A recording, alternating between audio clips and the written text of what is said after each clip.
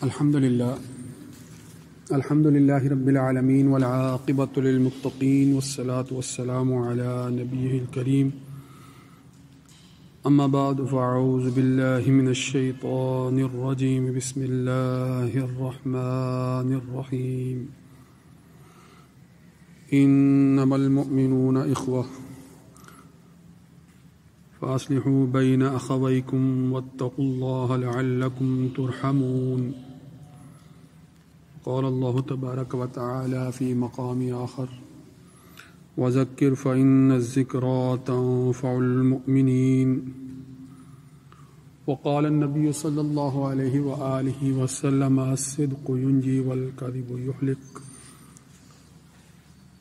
وقال الله تبارك وتعالى إن الله وملائكته يصلون على النبي يا أيها الذين آمنوا صلوا عليه وسلموا تسليما. اللهم صل على سيدنا ومولانا محمد وعلى آل وأصحاب سيدنا ومولانا محمد وبارك وسلم عليه. سامعین محترم، گزشتہ تقریباً 2-2.5 ماہ سے سیرت طیبہ کے مختلف گوشوں سے رہنمائی حاصل کرنے کے لیے ہم آپ صلی اللہ علیہ وآلہ وسلم کی سیرت طیبہ کا مختلف پہلوؤں سے ذکر کرتے رہے ہیں. آج میں نے آپ کے سامنے سورہ حجرات کی آیت کی تلاوت کی ہے. بسم اللہ الرحمن الرحیم انما المؤمنون اخوہ، کہ مومنین یعنی ایمان والے مسلمان، تمام مسلمان آپس میں بھائی بھائی ہیں. انما المؤمنون اخوہ، لہٰذا بتقاضۂ بشریت انسان خطا کار ہے، اس لیے اس سے غلطیاں، کوتاہیاں، کم فہمی سے معاملات سرزد ہو جاتے ہیں. اس لیے یہ آپس میں ہی ایک دوسرے سے الجھ پڑتا ہے. لہٰذا چاہے ایک ہی رنگ، ایک ہی نسل، ایک ہی علاقے، ایک ہی قوم، ایک ہی مذہب سے تعلق رکھنے والے افراد کیوں نہ ہوں، وہ آپس میں اختلاف رائے کا شکار ہونے کی وجہ سے یا دیگر کسی وجہ سے ایک دوسرے سے الجھ پڑتے ہیں. لہٰذا ان کے درمیان بہت سی وجوہات ناراضگی کا سبب بن جاتی ہے. لہٰذا اگر مسلمان آپس میں ایک دوسرے سے ناراض ہو جائیں، لڑ پڑیں، جھگڑ پڑیں، تو حکم دیا جا رہا ہے فاصلحوا بین اخویکم، اپنے بھائیوں کے درمیان صلح کرا دو. فاصلحوا، پس صلح کرا دو، یعنی ملاپ کرا دو، ملا دو آپس میں اخویکم، اپنے بھائیوں کو آپس میں ملا دو، ان کا ملاپ کرا دو، ان کی صلح کروا دو. صلح کا لفظ جو ہے قرآن مجید میں، یہ لفظ جو ہے وہ مختلف انداز میں کئی جگہ پر مختلف مواقع ہیں. صلح کا لفظ، صلح امن کے معنی میں ہے. امن کہہ لیں، آشتی کہہ لیں، سلامتی کہہ لیں، ملاپ کہہ لیں، مل جانا کہہ لیں، اتفاق کہہ لیں. پھر ضمنی طور پر اتفاق و اتحاد جو ہے وہ صلح سے ہی تعبیر ہوتا ہے. اور جنگ کے مقابلے میں بھی لفظ صلح ہی استعمال کیا جاتا ہے. صلح اور جنگ، ایک طرف اگر جو ہے وہ باہم دست و گریباں ہیں، 2 افراد ہوں، 2 قبیلے ہوں، 2 قومیں ہوں، آپس میں اگر دست و گریبان ہیں تو وہ جنگ کی حالت میں ہیں. اور اگر وہ آپس میں مل جل کر خوش اسلوبی سے زندگی گزار رہے ہیں تو یہ امن کی حالت ہے، امن اور جنگ. تو صلح جو ہے وہ امن و امان ہے جنگ کے مقابلے میں.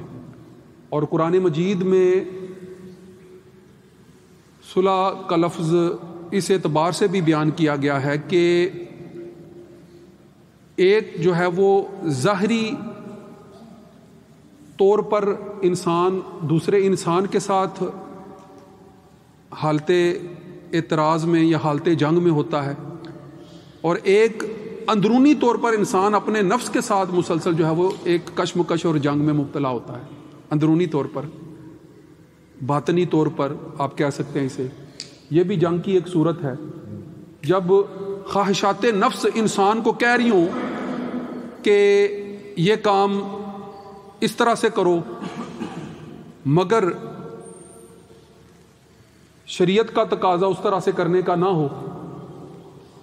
تو خواہشات نفس کے خلاف جانا، ان کے خلاف اقدام کرنا، یہ بھی جنگ کی ایک صورت ہے کہ آپ اپنے نفس کے خلاف مسلسل جو ہے وہ لڑ رہے ہیں۔ انسان جب روزے کی حالت میں ہوتا ہے تو بھوک اور پیاس اس کو لگ رہی ہوتی ہے، دل یہ چاہ رہا ہوتا ہے کہ کچھ کھائے، مگر شریعت کا حکم جو ہے وہ اس کو روک رہا ہوتا ہے کہ جس مقررہ وقت کے اندر تم روزے کی حالت میں ہو تو تمہارے لیے یہ جائز اور حلال چیزیں بھی اب حلال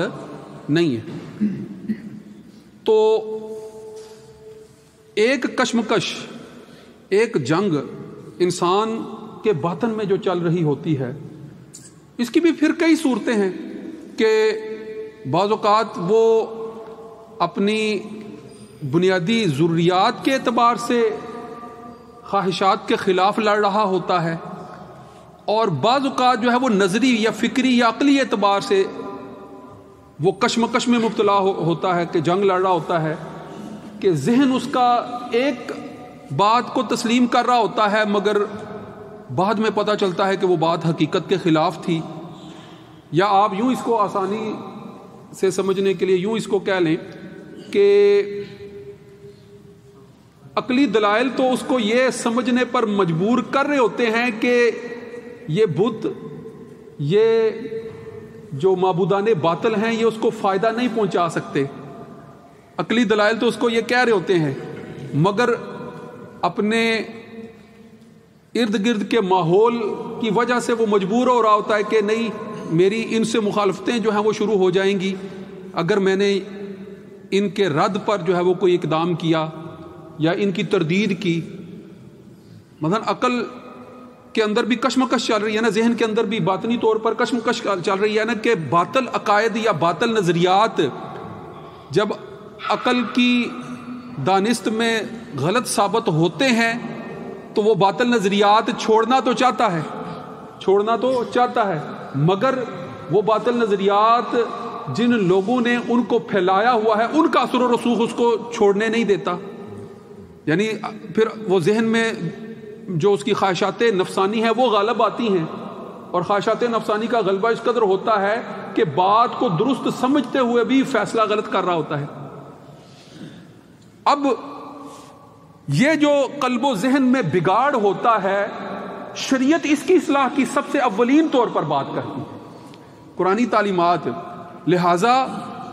ایمان لانے کے بعد جو سب سے بنیادی تقاضا ہوتا ہے وہ عمل صالح کا ہوتا ہے۔ صلح کا لفظ یہاں پر بھی عمل صالح، اصلاح، صلح کا لفظ یہاں پر بھی ویسے ہی جو ہے وہ مفہوم ادا کر رہا ہے کہ جو نظری طور پر، جو عقلی طور پر، جو فکری طور پر، جو باطنی طور پر بگاڑ ہے، جو کشمکش ہے، اس کی بھی اصلاح جو ہے وہ اولین طور پر جب تک نہیں ہوگی، باطن کی اصلاح جب اولین طور پر نہیں ہوگی تو پھر ظاہری اصلاح بھی جو ہے وہ ممکن نہیں ہوگی۔ اس انسان کے ظاہری اعمال اس کے باطنی طور پر یا فکری یا نظری طور پر جو اس کے عقائد یا نظریات ہیں اس کے تابع ہوتے ہیں۔ مثلا اگر یہ ایمان قلب اور ذہن میں پختہ نہیں ہوتا، اگر یہ ایمان قلب اور ذہن میں پختہ نہیں ہوتا کہ اللہ ایک ہے، توحید پر اس کا قلب اور ذہن مطمئن اگر نہیں ہوتا تو وہ پھر اللہ کی عبادت کے لیے تیار بھی نہیں ہوتا۔ یعنی ظاہری جسمانی طور پر نماز کے لیے کھڑا ہونے کے لیے اس وقت تک تیار نہیں ہوگا جب تک کہ اس کا اللہ کی ذات وحدہ لا شریک پر ایمان نہیں ہوگا۔ یعنی ذہنی، عقلی یا باطنی نظریات آپ کے ظاہری عمل پر غالب آ جاتے ہیں اور ظاہری عمل کے لیے رہنما بن جاتے ہیں، اور اس ظاہری عمل کے لیے وہ اسی صورت میں تیار ہوتا ہے جب ذہنی طور پر، قلبی طور پر، باطنی طور پر وہ اپنے ذہن کی جنگ کو اصلاح یافتہ کر چکا ہوتا ہے۔ تو اسی لیے پھر وہ فرد جو ایمان لانے کے بعد عمل صالح اختیار کرتا ہے، آمنوا وعملوا الصالحات پر پورا اترتا ہے، تو پھر اس کے لیے جو ہے وہ کامیابی کی، فلاح کی، جنتوں کی بشارتیں ہیں، پھر اس کے لیے جنتوں کی بشارتیں ہیں۔ تو اس لیے جو صلح کا لفظ ہے وہ ہر طرح کی کشمکش کے حوالے سے، چاہے وہ ظاہری ہوں چاہے وہ باطنی ہو، اور باطنی جو ہے وہ اولین طور پر، قلبی یا ذہنی یا عقلی جو ہے وہ اولین طور پر جب اصلاح ہو گئی، تو ایسا فرد کہ جو فرد اس کا ہے کہ اس کو ہر وقت جو ہے وہ کسی نہ کسی مخالفت کا سامنا ہے، کسی نہ کسی لڑائی کا سامنا ہے، اور اس نے کس طرف ہونا ہے وہ اس کشمکش سے نکل آیا ہے، اور وہ اپنی سمت کا تعین کر چکا ہے۔ اب اس کے عمل جو ہے وہ اسی کے مطابق جو ہے وہ ڈھلتے چلے جا رہے ہوں گے، اور وہ عمل جو ہے وہ عمل صالح کہلائیں گے، یعنی ایسے اعمال کہ جن کو شریعت نے فرد کے لیے خاص عقائد کے تحت متعین کر دیا، وہ عمل صالح۔ اور یہ جو ظاہری اعمال ہیں، جب کسی فرد کے بگڑتے ہیں تو پھر یہ نہ سمجھے کہ اس کا اثر صرف اسی فرد پر ہوتا ہے، دیگر افراد پر بھی اس کے اثرات مرتب ہوتے ہیں۔ مثلا اگر گھر کا سربراہ والد اگر وہ عمل صالح اختیار نہیں کرتا، اگر وہ نماز، روزہ، حج، زکوٰۃ پر پابندی سے عمل پیرا نہیں ہوتا، تو کیا یہی سمجھا جائے گا کہ باقی خاندان والوں پر اس کا کوئی اثر نہیں پڑے گا؟ اس کی اپنی اولاد اس کے سامنے یہ کہے گی کہ والد صاحب ہم آپ کو تو یہ کرتا نہیں دیکھ رہے ہیں، ہم سے یہ بات کیوں مطالبہ کر رہے ہیں؟ اگر والدین یہ چاہتے ہیں کہ ان کی اولاد عمل صالح کرتی ہوئی نظر آئے، وہ نماز، روزہ، حج، زکوٰۃ کی پابند نظر آئے، وہ نیکی، سچائی اور دیانتداری کی مکمل طور پر جو ہے وہ پاسداری کریں، تو پھر ان کے سامنے ان کو بھی ویسے ہی عمل صالح کا نمونہ پیش کرنا ہوگا، اس کے بغیر یہ ممکن نہیں ہوگا۔ تو یہ نہ سمجھیے گا کہ ایک فرد اگر وہ اصلاح اپنی نہیں کرتا ہے، اصلاح یافتہ نہیں ہے، تو اس کے اثرات دوسروں پر نہیں پڑ رہے ہوں گے۔ اور اسی طرح اگر کوئی فرد نیکی پر کاربند ہے، نماز، روزہ، حج، زکوٰۃ ہر وقت جو ہے وہ اعمال صالحہ کی طرف جو ہے وہ رجوع کرتا ہوا نظر آتا ہے، تو پھر اس کو کسی کو کہنے کی بھی ضرورت نہیں پڑ رہی ہوتی، لوگ خود دیکھ کر جو ہے وہ اپنے لیے جو ہے وہ اس کردار سے رہنمائی محسوس کر رہے ہوتے ہیں کہ یہ فرد عمل صالح کی طرف راغب ہے، ہمیں بھی جو ہے وہ اس طرح کی شخصیت اور اس طرح کے کردار کا حامل ہونا چاہیے۔ رسول اللہ صلی اللہ علیہ وآلہ وسلم کی سیرت طیبہ، آپ صلی اللہ علیہ وآلہ وسلم کو بنی نوع انسانی کے لیے اولین طور پر رہنما بنا کر بھیجا ہی اس لیے گیا ہے کہ لوگ جب آپ صلی اللہ علیہ وآلہ وسلم کے حسن عمل، کردار، آپ کی سیرت، آپ کے نمونہ کو دیکھیں تو وہ رول ماڈل جو ہے وہ اپنی زندگیوں میں ڈھالنے کے لیے جو ہے وہ رہنمائی یہاں سے حاصل کریں، بغیر اس کے جو ہے وہ عمل صالح کا تعین ہی نہیں کر پائیں گے۔ تو سیرت طیبہ تو ہے ہی ساری کی سارے جو ہے وہ عمل صالح ہی کی تعلیمات پر جو ہے وہ مبنی، لہذا غور کر لینا چاہیے کہ آپ صلی اللہ علیہ وآلہ وسلم ہی کی وجہ سے تو پوری کائنات کے اندر یہ انقلاب عظیم آیا کہ وہ جو باطل پرست تھے، وہ جو بت پرست تھے، وہ جو معبودان باطل کے جو ہے وہ شاخسانے بنے ہوئے تھے، وہ جو سب کے سب جو ہے وہ دنیا کے اندر جو ہے وہ جہالت اور گمراہی پھیلانے کا سبب بن رہے تھے، وہ بدو آپ صلی اللہ علیہ وآلہ وسلم پر ایمان لانے کے بعد پوری دنیا کے حکمران بن گئے۔ عمل صالح کا یہی تو نتیجہ تھا کہ عمل صالح والی وہ زندگی جو آپ صلی اللہ علیہ وآلہ وسلم ان کے اندر جو تبدیلی لانا چاہتے تھے، جب وہ ایمان لا کر اپنے اندر وہ تبدیلی لے آئے تو وہ جن کو دھتکارا ہوا، بھٹکا ہوا سمجھا جاتا تھا، اب وہی افراد جو ہیں وہ پوری دنیا کے حکمران بنتے چلے جا رہے ہیں۔ تو یہ نہیں ہے کہ عمل صالح کوئی فرد اختیار کرے گا تو دوسرے فرد کو اس سے کوئی فرق نہیں پڑے گا، اس کا نفع بھی پہنچے گا، اس کا نقصان بھی پہنچے گا۔ اگر وہ نفع والے کام کر رہا ہے، منافع بخش کام کر رہا ہے، تو منافع بخش جو ہے وہ کام جو ہے وہ اس تک فائدہ پہنچائیں گے۔ اسی لیے تو جو ہے وہ قرآن کریم کی آیت کریمہ جو زاریات کے اندر ہے کہ وہ ذکر، ان کو سمجھائیے، ان کو سمجھاتے رہیے. ذکر کا لفظ جو ہے وہ متعدد معنوں میں آتا ہے. یہاں وذکر، ان کو سمجھانے کے معنوں میں، ان کو نصیحت کیجیے، ان کو سمجھائیے، ان کے سامنے عمل صالح کا تذکرہ بار بار جو ہے وہ کرتے رہیے. کیوں؟ کیونکہ فَإِنَّ الذِّكْرَ تَنفَعُ الْمُؤْمِنِينَ، کہ سمجھانے سے ایمان والوں کو فائدہ پہنچتا ہے. سمجھانے سے ایمان والے جو ہیں وہ عمل صالح اختیار کرنے کی طرف راغب ہوتے ہیں. اسی لیے جو ہے وہ امر بالمعروف و نہی عن المنکر کے جتنے بھی احکامات ہیں، ان سے متعلق جتنی بھی تعلیمات ہیں، وہ اسی لیے ہیں کہ لوگوں کو جو ہے وہ برے کردار سے روک کر نیک کردار کی طرف لانے کے لیے اقدامات تسلسل کے ساتھ جو ہے وہ جاری رہیں.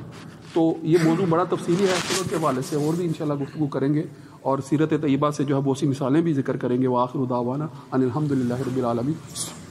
سنت ادا.